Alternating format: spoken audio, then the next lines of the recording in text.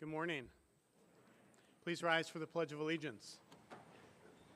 I pledge allegiance to the flag of the United States of America and to the republic for which it stands, one nation, under God, indivisible, with liberty and justice for all. Please welcome Charlie with this morning's announcements. Good morning, everyone. Happy Friday. It's January 16th, and it is a green day, and it's a variety day. A reminder that there will be no school on Monday due to Martin Luther King Jr. Day. Tuesday, January 20th, will be a white day. Sophomores and juniors, the registration link for the school day PSAT 10 and SAT have been sent to your student emails. If you would like to take the exam, you must fill out the registration form. Please see Mrs. Labouni in Colby 101 with questions. There will be a mandatory meeting for all those going ice climbing with the outing club this weekend right after school in the alumni gym. Models, models, models. Participate in the fashion show by becoming a student model. We want people of all types. If you feel the urge to be a model, please come in next week on Tuesday, Wednesday, and Thursday, which is the 20th through the 22nd. Miss Starling and student volunteers will be in Morse 201 to help take measurements. If you come in, please scan the QR code on the door of Morse 201 to fill out a quick survey to help us keep track of volunteers. Thanks, and see you there. Improv will meet today at 3:15 in Fuller Hall. All inquiries should be sent directly to Tony, and if you can't find him, ask Mr. Keffer. Please release the girls' varsity basketball team at 2 p.m. for their out-of-state tournament. Happy birthday today to Chenlin Shi, Fukutaro Dakota, and Leah Creeder. Happy birthday tomorrow to Everett Perkins, Jalen McBay, and Tanner Kitteridge, and on Sunday to Autumn Jarvis, and on Monday to Maria Carroll. Happy birthday!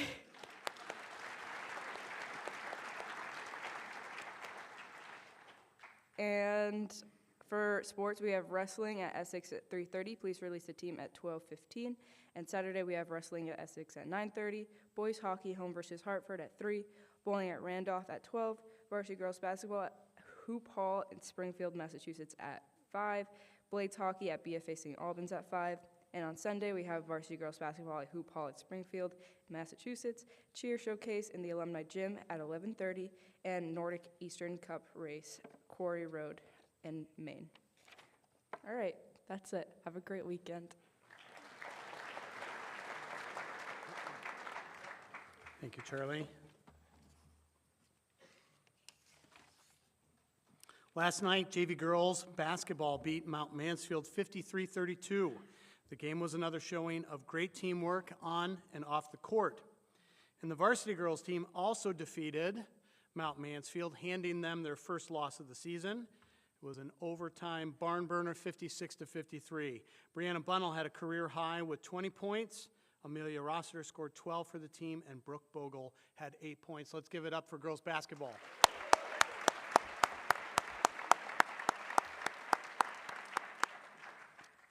So we have a special presentation this morning, and so I'd ask you to please help me welcome members of our Student Diversity Council to the stage. Please come on up.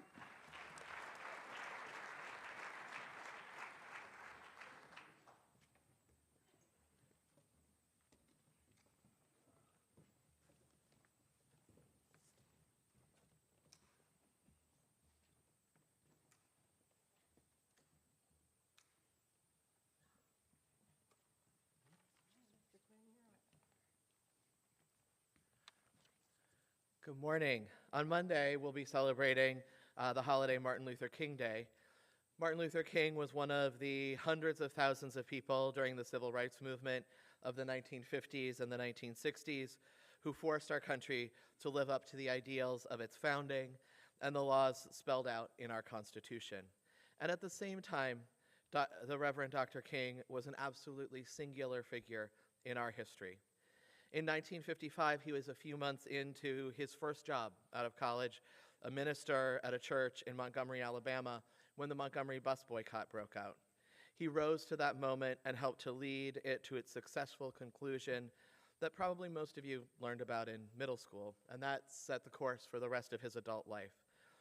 Today, members of the Student Diversity Council are going to read for you from his most famous speech, I Have a Dream, in its full and original form. This speech was given right in between the two events that Donnelly and Adar were talking about yesterday. Between the Birmingham campaign and the children's marches there, and the events of Bloody Sunday in Selma, 1965. There, at the point that he's giving this speech, there had been few clear victories since the bus boycott 8 years previously. Despite winning school segregation cases, schools were still, in practice, segregated. The majority of white Americans polled thought that those who were pushing for full equality and not racial segregation or racism itself were the bigger problem. Segregation and racial discrimination was still legal, and most black people in practice did not have the right to vote. And yet, at this moment, the dam was beginning to break.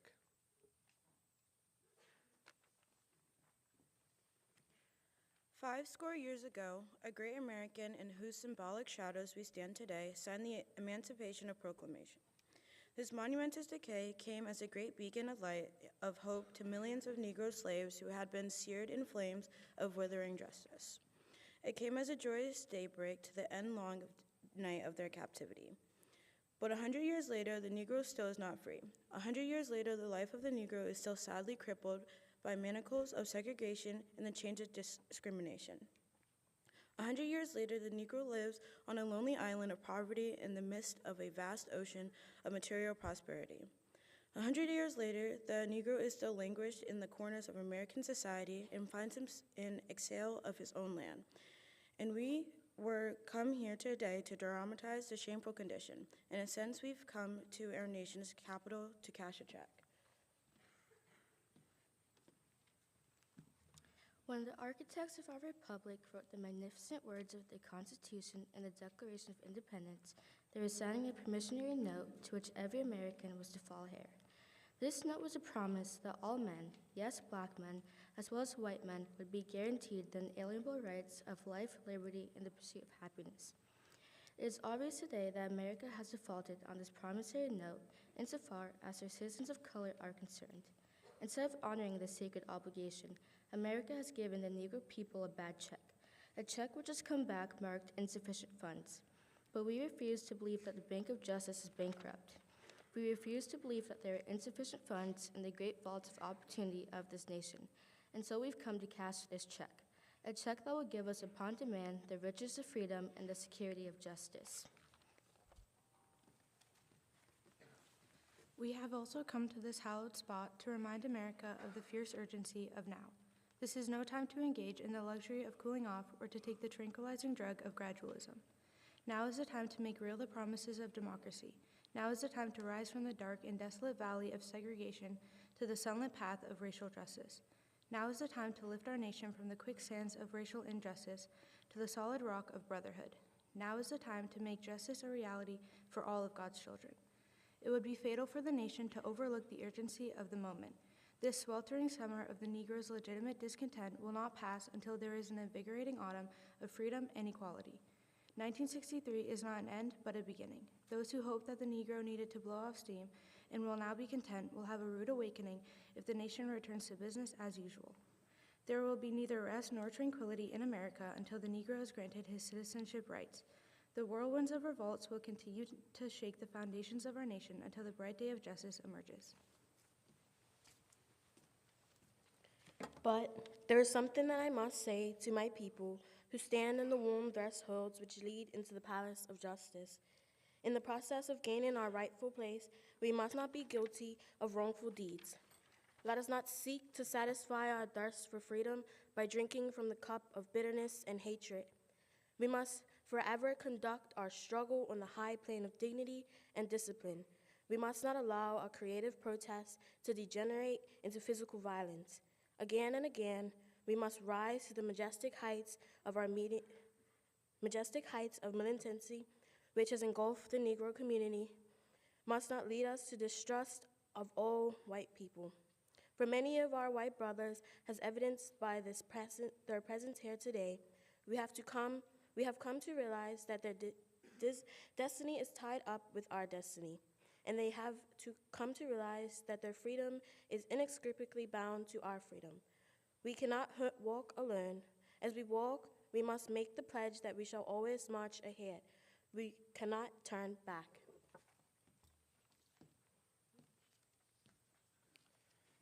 There are those who are asking the devotees of civil rights, when will you be satisfied? We can never be satisfied as long as the Negro is the victim of the unspeakable horrors of police brutality. We can never be satisfied as long as our bodies, heavy with the fatigue of travel, cannot gain lodging in the motels of the highways and the hotels of cities. We cannot be satisfied as long as the Negro's basic mobility is from a smaller ghetto to a larger one.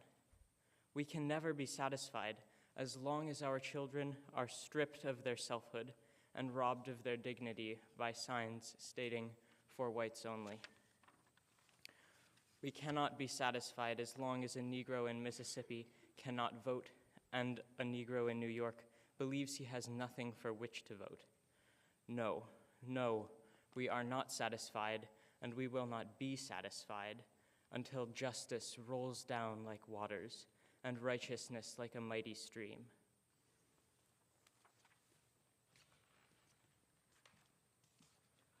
I am not unmindful that some of you have come here out of great trials and tribulations. Some of you have come fresh from narrow jail cells.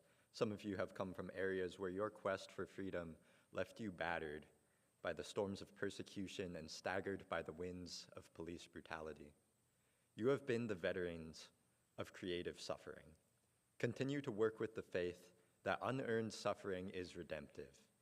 Go back to Mississippi, go back to Alabama, go back to South Carolina, go back to Georgia, go back to Louisiana, go back to the slums and ghettos of our northern cities, knowing that somehow this situation will be changed.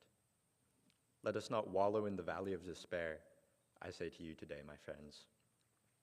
So even though we face the difficulties of today and tomorrow, I still have a dream. It is a dream deeply rooted in the American dream. I have a dream that one day this nation will rise up and live out the meaning of its creed. We hold these truths to be self-evident, that all men are created equal.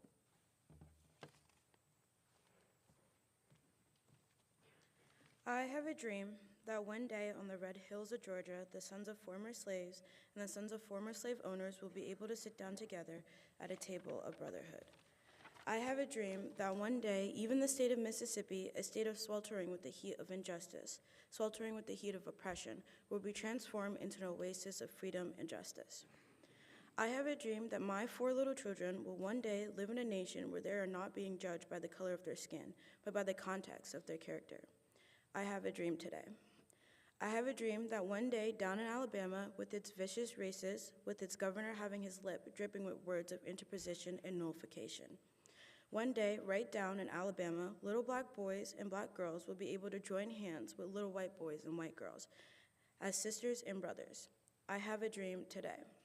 I have a dream that one day every valley shall be exalted, every hill and mountain shall be made low, the rough places will be made plain, and the crooked places will be made straight, and the glory of the Lord shall be revealed, and all flesh shall see it together. This is our hope. This is the faith that I go back to the South with. With this faith, we will be able to hew out of the mountain of despair a stone of hope. With this faith, we will be able to transform the jangling discords of our nation into a beautiful symphony of brotherhood. With this faith, we will be able to work together, to pray together, to struggle together, to go to jail together, to stand up for freedom together, knowing that we will be free one day. This will be the day when all of God's children will be able to sing with new meaning. My country, 'tis of thee, sweet land of liberty, of thee I sing. Land where my fathers died, land of the pilgrim's pride, from every mountainside, let freedom ring. And if America is to be a great nation, this must become true. And so let freedom ring from the prestigious hilltops of New Hampshire. Let freedom ring from the mighty mountains of New York. Let freedom ring from the heightening Alleghenies of Pennsylvania. Let freedom ring from the snow-capped Rockies of Colorado. Let freedom ring from the curvaceous slopes of California. But not only that, let freedom ring from Stone Mountain of Georgia. Let freedom ring from the Lookout Mountain of Tennessee. Let freedom ring from every hill and molehill of Mississippi. From every mountainside, let freedom ring. And when this happens, and when we allow freedom ring, when we let it ring from every village and every hamlet, from every state and every city, we'll be able to speed up that day when all of God's children, black man and white man, Jews and Gentiles, Protestants and Catholics, will be able to join hands and sing the word of the old Negro spiritual, free at last, free at last. Thank God Almighty, we are free at last.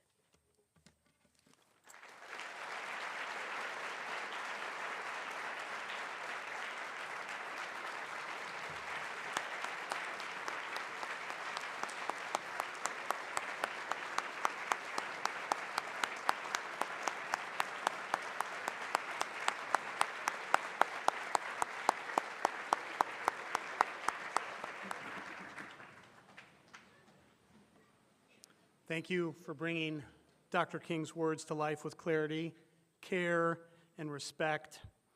So even when hearing Dr. King's speech more than 60 years after it was first delivered, it challenges us to imagine a world that is fairer, kinder, and more just. And each of us has a role today in shaping the world he imagined.